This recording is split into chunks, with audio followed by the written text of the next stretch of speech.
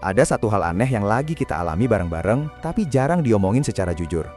Setiap pagi alarm bunyi, kita bangun, siap kerja, siap capek, siap ngejar target, tapi ada satu perasaan yang pelan-pelan numpuk di dada. Bukan panik, bukan marah, tapi semacam sadar pahit. Hidup kita kok gitu-gitu aja ya? Bukan karena kita males, bukan karena kita nggak usaha, tapi karena setiap bulan, setiap tahun, gaji segitu-segitu aja. Sementara harga di luar sana kayak lomba lari tanpa garis finish. Kita kerja lebih keras dari generasi sebelumnya. Kita lebih terdidik, lebih adaptif, lebih melek teknologi. Tapi anehnya, hidup justru terasa lebih sempit. Dan di titik ini, gue pengen kita jujur. Bukan buat nyalahin diri sendiri, tapi buat ngelihat realitas apa adanya. Karena ini bukan cerita individu, ini pola, ini sistem. Ini awal dari sesuatu yang lebih besar, yang pelan-pelan ngebentuk satu generasi baru. Generasi pas-pasan. Di 30 detik pertama ini, gue pengen lo dengerin satu kalimat sederhana. Kalau lo merasa hidup lo sekarang cuma cukup buat bertahan, bukan buat berkembang, kemungkinan besar itu bukan kegagalan pribadi. Itu gejala. Dan gejala itu lagi dialami jutaan orang secara bersamaan. Kita hidup di zaman di mana bekerja keras sudah tidak otomatis berarti hidup layak. Dulu, kerja keras itu janji. Sekarang, kerja keras cuma syarat minimum biar gak jatuh lebih dalam. Dan itu perubahan besar yang jarang disadari. Karena datangnya pelan, halus, dan dibungkus narasi motivasi yang manis, tapi seringkali kosong.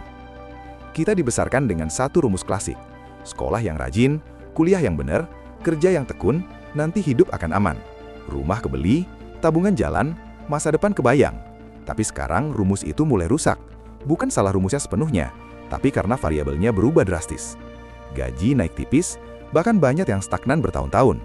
Di sisi lain, harga makan, transportasi, sewa rumah, pendidikan, kesehatan, semuanya naik dengan kecepatan yang jauh lebih brutal. Selisihnya mungkin kelihatan kecil di awal, tapi akumulasinya kejam.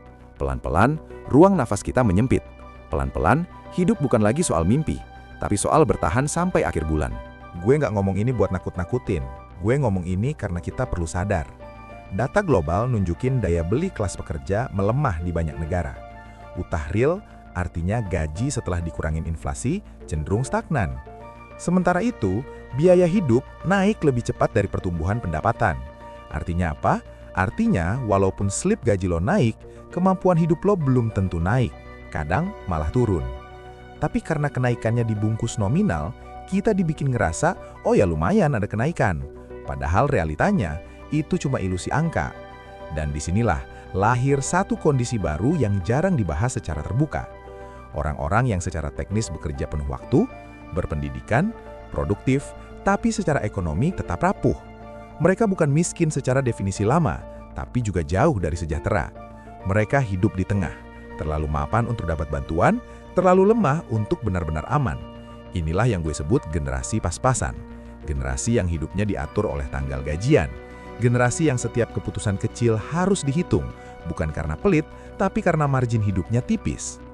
Kita sering dengar kalimat, yang penting bersyukur. Dan iya, bersyukur itu penting. Tapi bersyukur tidak boleh dipakai buat menormalisasi ketimpangan.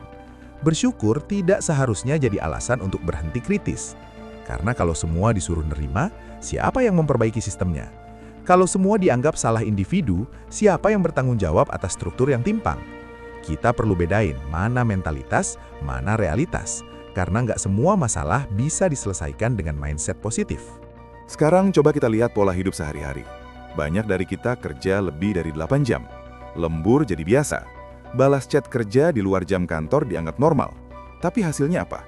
Tabungan tipis, investasi sulit, beli rumah jadi mimpi jauh, nikah ditunda, punya anak jadi pertimbangan besar. Bukan karena kita nggak mau, tapi karena kita realistis. Kita sadar, cinta doang nggak cukup buat bayar biaya hidup. Dan kesadaran ini bukan bentuk kelemahan. Ini bentuk adaptasi terhadap realitas yang keras. Ironisnya, di saat yang sama, kita disuguhi gaya hidup digital yang kelihatannya serba berhasil. Media sosial penuh cerita sukses instan, anak muda kaya sebelum usia matang, bisnis viral, passive income, kebebasan finansial. Semua dikemas cepat, rapi, dan seringkali tanpa konteks. Akibatnya apa? Banyak orang ngerasa tertinggal. Padahal yang ditampilkan itu pengecualian, bukan mayoritas. Tapi otak kita nggak peduli statistik. Otak kita ngerespons perbandingan. Dan perbandingan terus-menerus ini nambah beban psikologis generasi pas-pasan. bukan cuma soal uang, tapi soal harga diri. Gue pengen jujur di sini.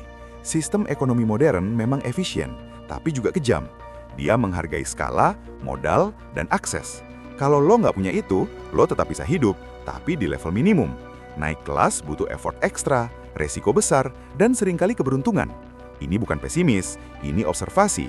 Dan ketika semakin banyak orang terjebak di level minimum ini, lahirlah satu generasi yang kelihatannya stabil, tapi sebenarnya rapuh.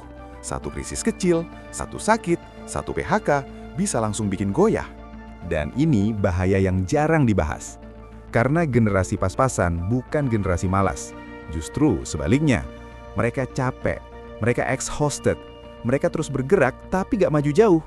Dan kelelahan ini kalau dibiarkan, bisa berubah jadi apatis. Bukan marah, tapi mati rasa. Orang berhenti berharap terlalu tinggi karena berharap mahal harganya. Lebih aman menurunkan ekspektasi daripada terus kecewa. Tapi di titik ini, gue nggak mau narasi ini berhenti di keluhan. Karena walaupun sistemnya berat, kita tetap hidup di dalamnya. Kita tetap harus bikin pilihan, bukan buat jadi pahlawan, tapi buat bertahan dengan lebih sadar. Langkah pertama, selalu kesadaran. Sadar bahwa kondisi ini bukan cuma lo. Sadar bahwa rasa sesak itu valid. Dan sadar bahwa lo perlu strategi, bukan sekadar motivasi kosong. Generasi pas-pasan perlu cerdas, bukan nekat. Perlu realistis, bukan denial. Kita perlu ngerti arus besar ekonomi, supaya kita gak nyalahin diri sendiri secara berlebihan. Tapi di saat yang sama, kita juga gak boleh sepenuhnya menyerah pada keadaan. Di ruang sempit inilah pilihan-pilihan kecil jadi penting. Cara kita mengelola uang, waktu, energi, dan relasi. Bukan buat langsung kaya, tapi buat memperlebar sedikit ruang napas. Gue tahu, kedengerannya gak heroik, tapi justru disitulah kejujurannya. Hidup gak selalu soal loncatan besar, kadang cuma soal bertahan sambil nyiapin pijakan berikutnya. Dan itu gak apa-apa. Generasi pas-pasan bukan generasi gagal. Mereka generasi yang hidup di masa transisi ekonomi yang berat. Dan sejarah selalu keras pada generasi transisi. Di bagian akhir ini, gue pengen kita tarik napas sebentar. Kalau lo sekarang lagi ngerasa capek, ngerasa hidup kok kayak jalan di tempat, gue pengen lo tahu satu hal. Perasaan itu masuk akal. Lo bukan lemah. Lo cuma hidup di zaman yang mahal. Tapi kesadaran ini bukan buat bikin lo pasrah. Justru buat bikin lo lebih bijak, lebih selektif, lebih peduli sama diri sendiri dan masa depan lo. Pelan-pelan, kita belajar menata ulang definisi sukses. Bukan lagi soal pamer hasil, tapi soal ketahanan. Bukan siapa yang paling cepat, tapi siapa yang paling lama bertahan tanpa hancur. Dan di dunia yang makin bising ini, bertahan dengan sadar itu udah bentuk kemenangan kecil. Kalau lo ngerasa narasi ini relevan, kalau lo ngerasa ini cerita lo juga, bantu sebarkan. Bukan buat nakut-nakutin, tapi buat bikin lebih banyak orang sadar bahwa mereka gak sendirian.